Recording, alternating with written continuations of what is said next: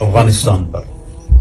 تو غزنی میں زلزلہ آیا تو محمود کی قبر پھٹ گئی اور اس کا مقبرہ بھی پھٹ گیا.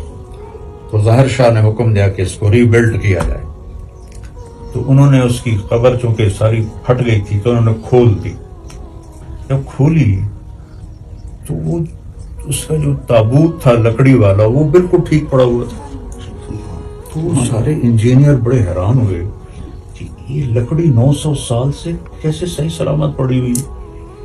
تو پھر وہ ایک فرینچ انجینئر تھا, اس نے وہ تابوت کھولا, کھول کے ڈھکن اٹھایا تو وہ بے ہوش ہو کے پیچھے گر گیا.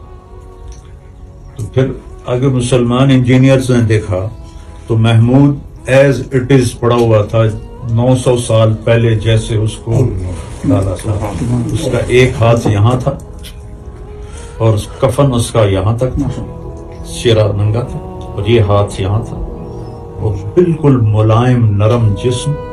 انہوں نے ہاتھ کو اٹھایا, ایسے دیکھا وہ پوری طرح موومنٹ میں تھی اس کی. پھر اس کو انہوں نے واپس رکھا, وہ چلا گیا. 900 سال وہ کوئی ولی اللہ نہیں ہے, وہ کسی مسجد کا امام نہیں ہے, کسی مدرسے کا شیخ الحدیث نہیں ہے.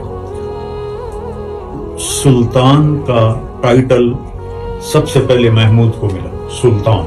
اس سے پہلے سلطان کا ٹائٹل کسی کو نہیں ملا. پہلا شخص جس کو سلطان کا ٹائٹل ملا وہ محمود تھا. تو سارے حیران ہو گئے کہ قبر